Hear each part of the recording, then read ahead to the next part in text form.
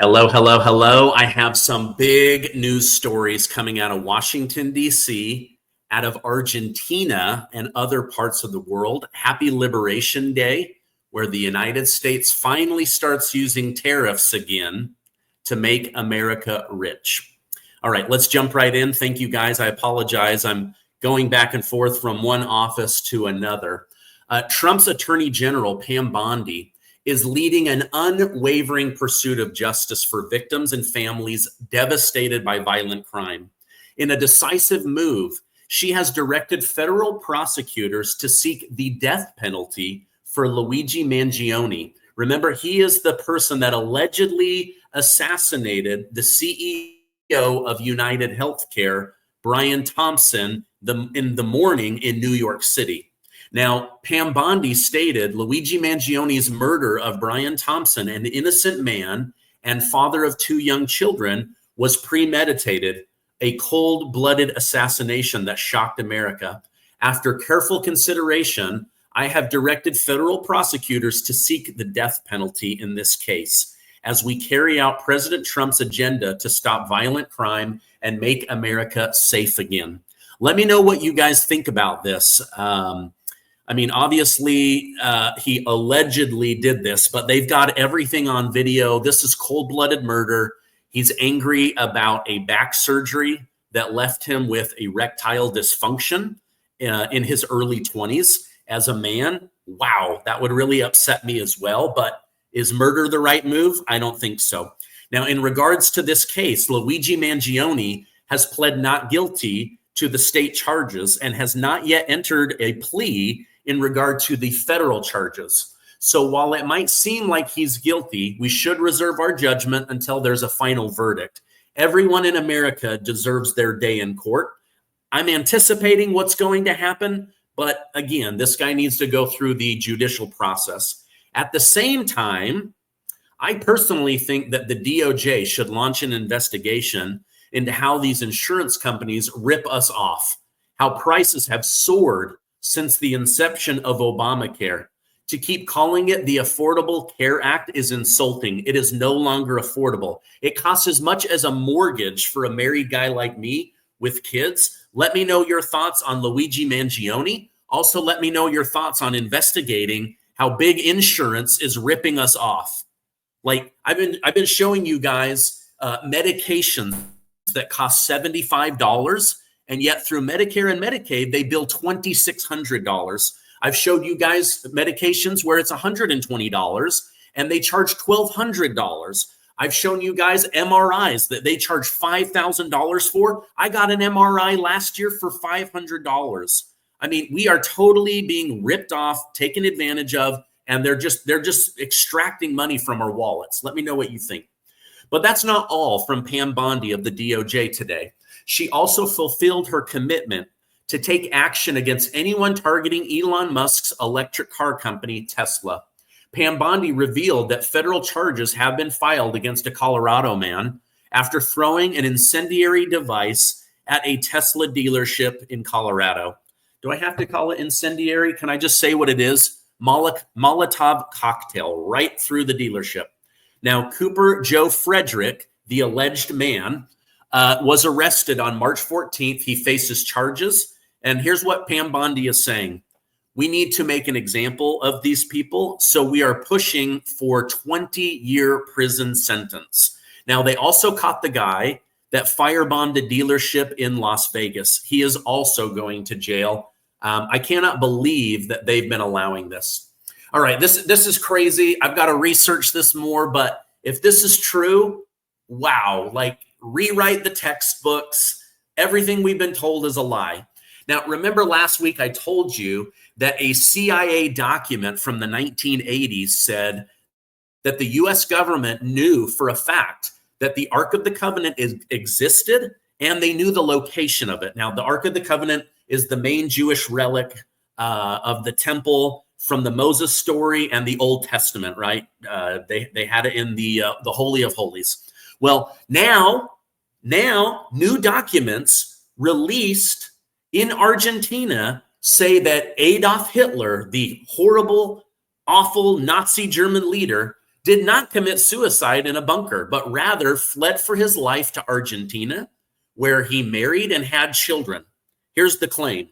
The claim that Adolf Hitler fled to Argentina after World War II rather than committing suicide in his Berlin bunker has resurfaced with recent announcement from Argentine President Javier Milei. Now, Javier Milei was so inspired by President Trump releasing the documents on JFK and the upcoming release of RFK and also Martin Luther King Jr. that he decided, hey, I'm going to open up Argentina's documents reserve and make this stuff public.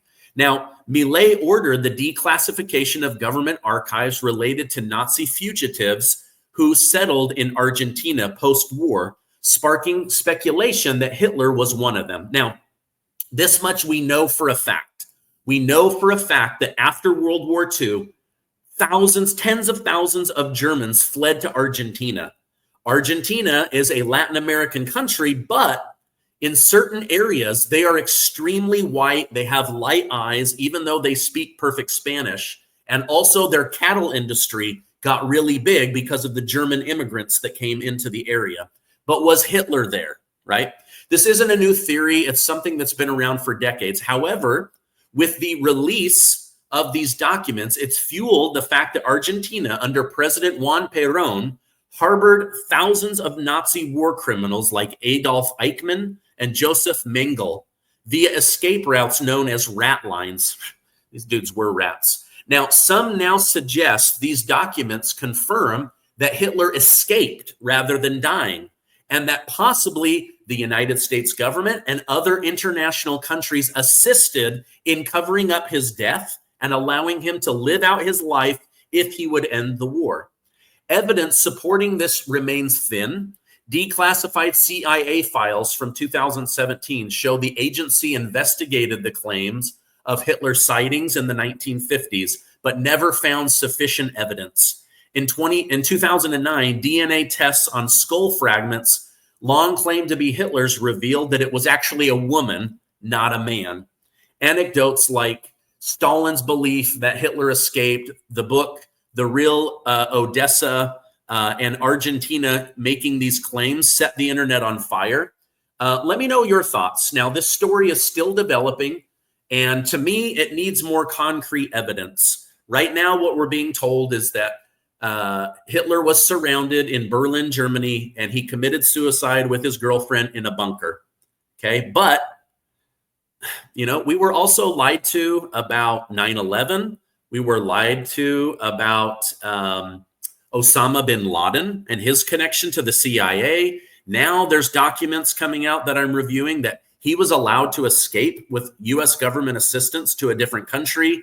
Then we went to war. I've got a former congressman who led the investigation on all of this. He'll be coming on the show, Kurt Weldon, to go through this stuff. So I don't know. Let me know what you think. Right now, I'm sticking with, you know, he probably killed himself in a bunker in Berlin, but this is really interesting. And with the president of Argentina releasing these documents, that's why I wanted to share it with you. All right, now going back to the DOJ, in regards to pursuing justice, Elon Musk has accused the United States Institute of Peace of deleting important financial data to hide illegal funding activities.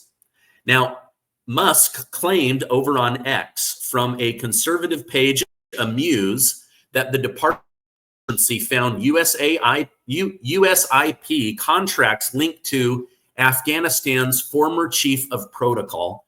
Elon Musk stated that this group was proven to have deleted terabytes worth of financial data, but he says, don't worry, we know what we're doing and we've already recovered it. So that's a developing story that I'll be telling you more about. But basically this giant NGO that was receiving hundreds of millions, if not billions of dollars, is now trying to delete all of the evidence. But Elon Musk says that he has it and he'll be presenting it very soon.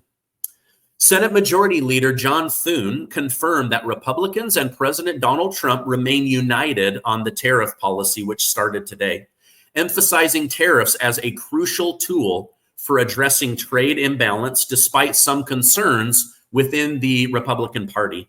On the other hand, Democrats are fully against Donald Trump doing anything that would make America richer, and instead are saying the answer is to actually raise taxes on Americans. Now, let me know going forward, do you want a president and a party that uses business levers and tariffs to run the government and make our country better, safer, more updated, more technological?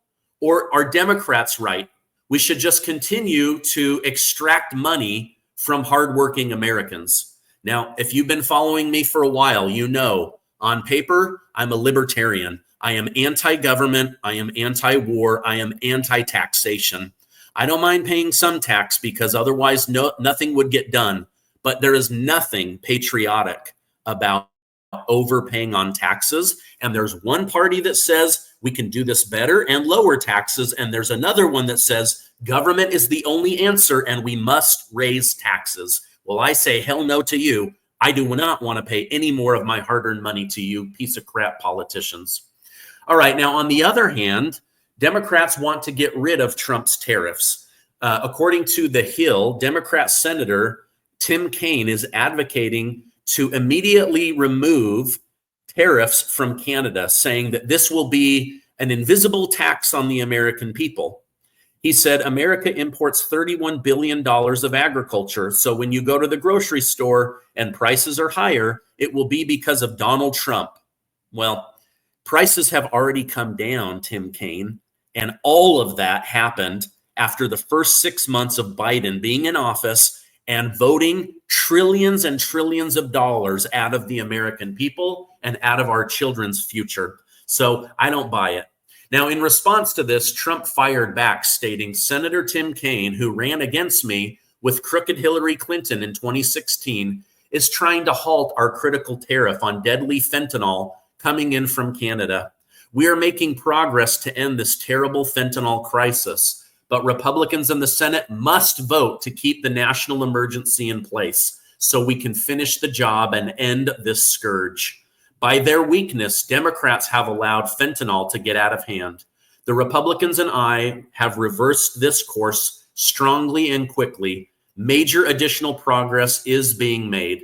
Now, let me know in the comments, are you grateful that President Trump is taking such a harsh stance on the border and using the levers of tariffs to get Mexico and Canada to block to block fentanyl from coming into the country and killing our people? Speaking of World War II, almost as many people died of fentanyl because of Joe Biden as died in World War II defeating the Nazis.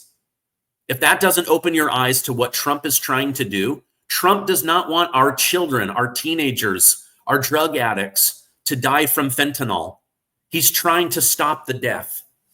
All right, now in some international news, Israel has unveiled plans to immediately eliminate all tariffs on American imports, a bold move timed by President Trump's Liberation Day. Prime Minister Benjamin Netanyahu said, the removal of tariffs on American goods is another step to open the market to competition, to diversify the economy and lower the cost of living.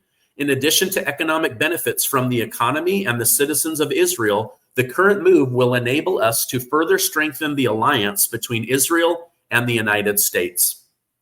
As of right now, Israel and America are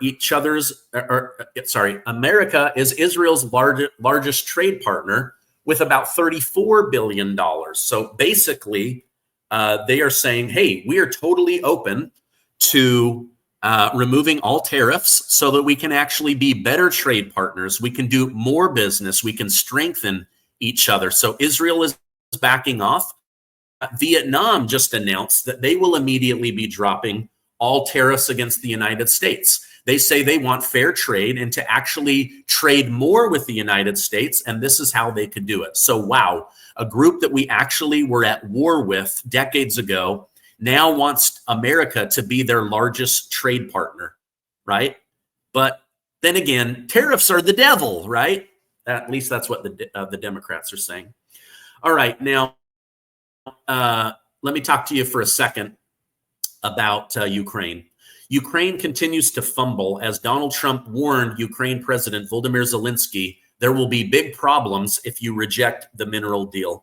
Trump said, I see he's trying to back out of the, and if he does that, he's got some problems, big problems. We made a deal on rare earth, and now he's saying, well, you know, I want to renegotiate the deal.